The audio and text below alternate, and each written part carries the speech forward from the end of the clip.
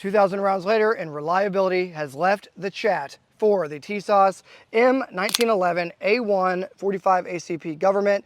What's going on, guys? Welcome back to the Trench Grenade channel. I am your host, the average 2,000 round burn down debrief video that your mom says that we have at home. Thanks for watching. Guys, the purpose of today's video is we're going to be conducting a debrief and internal parts wear inspection on the 45 that you're seeing here before you from Tisas.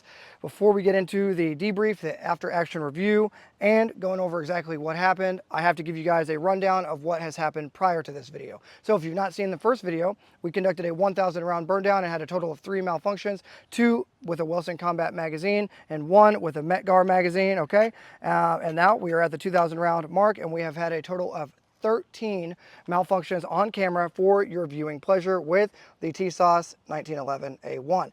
Real quick, guys, if you are enjoying this series, as always, hit the like button, as I am collecting your likes for a mission in the future, and it will tell like-minded people, hey, come check out this channel if they haven't seen it before, if you hit the like button. And there's somebody out there that has not yet discovered the channel. Simply hitting the like button helps out a ton. Comment down below what your thoughts are on moving forward with this gun, and if you're disappointed, and post the F in chat for the Tisas 45 1911 Government. Put your F's in chat, as there is going to be a lot of very, very sad gamers out there after what happened the other day. Of course, guys, if you want this burn down series to continue, and you want to continue seeing me suffer out on the range, refilling magazine after magazine after magazine, and burning this thing down, you need to donate to the ammunition fund. The reason why I harp on that so much is we are now out of ammunition. We have burned 2,000 rounds of 230 grain 45 ACP full metal jacket. That is very expensive. It's roughly 53 cents per round, so we cannot continue this test from this point on unless you donate to the ammunition fund. No, I'm not kidding. I am halting production at this time due to us outshooting our funding on this channel for this test, okay? So at the 2,000 round mark, we will be pausing this until we receive appropriate funding and then continuing the test, okay? Last but not least, guys, if you need a duty holster, you guys know what to do. Go down below, check out Safariland for your retention duty holster needs. They are the affiliate and sponsor of the channel. Thank you to Safariland for supporting us here with the link below for duty holsters. Okay, let's get into it. So we had a total of 13 malfunctions. The vast majority of those were the slide release activating on its own. Now, the reason why I'm going to specify and start with that point is I do carry 2 different guns for my concealed carry. This is a Staccato C2, okay, with a Holosun 507 comp on top. This is one of 2 carry guns that I do carry, okay? Just to show you, okay, this thing is on duty right now, coming out of my holster. Now, why do I specify that? I specify that because there's going to be a lot of guys that say, Trench, you were causing and inducing those malfunctions with that slide release, okay? On this side of the gun, there is a slide stop, and if it goes up, it obviously locks the slide to the rear. This gun, whether it be through recoil or a failure of the gun itself, even one-handed, was having issues with the slide locking to the rear on its own accord. So that was a vast majority of the issues, where the slide stop activating on its own, locking the slide to the rear, even when my hand was nowhere near that side of the gun. So that has at least 6 of the issues for those 13 malfunctions. The other ones were failure to feeds and stovepipe malfunctions, okay? So the gun would start to go into battery and get stuck on that round that never made it up and into the chamber. So 13 malfunctions. I am very disappointed at the point of the time of filming this video. And if you guys remember, we even doused this thing. The gun started completely clean. At the 1,000 round mark, I took the gun completely apart on camera and cleaned it and re-lubricated it in the last debrief video.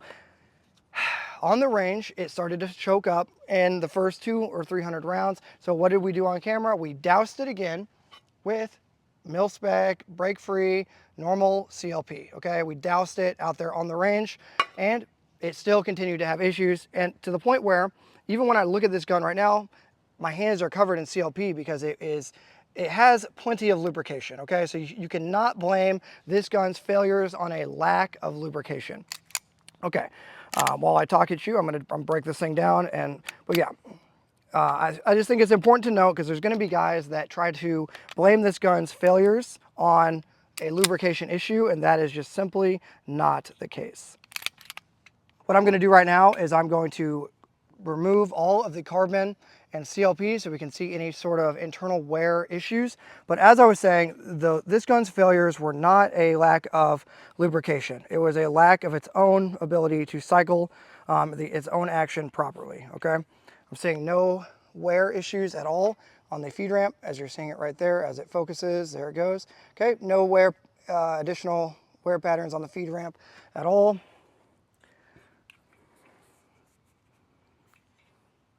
Obviously, we have an excessive amount of carbon built up from that lubrication, but it's coming off nicely. Okay. I'm not seeing any sort of cracks in the frame. I'm not seeing any abnormal wear on the gun at all. But if you are some sort of expert on the 1911 and you're seeing something that we are not seeing, please let us know down below. So nothing on the on the grip module frame, if you will. Let's move on to the barrel. Get my barrel bushing out of the way.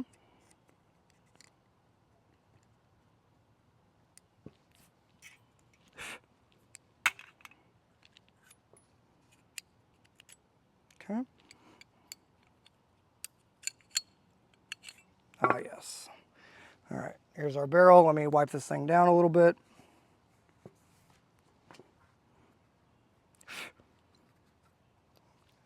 As I'm getting eaten alive by bugs.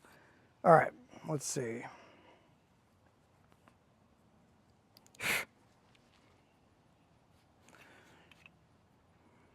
All right, here we go. Here's our barrel, okay?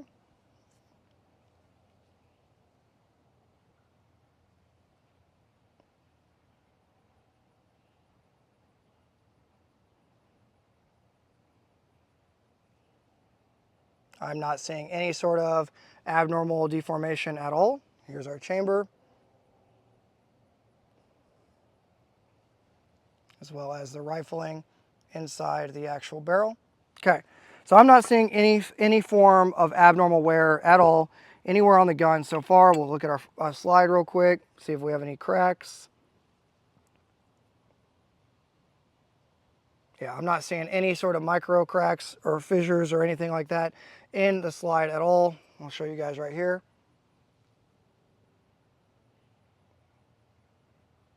Okay, so what I will say at this point, guys, is at 2,000 rounds, this gun should not be having the amount of failures that it is having that we have documented here on the channel. I would say at this point, I am extremely disappointed in the gun's performance.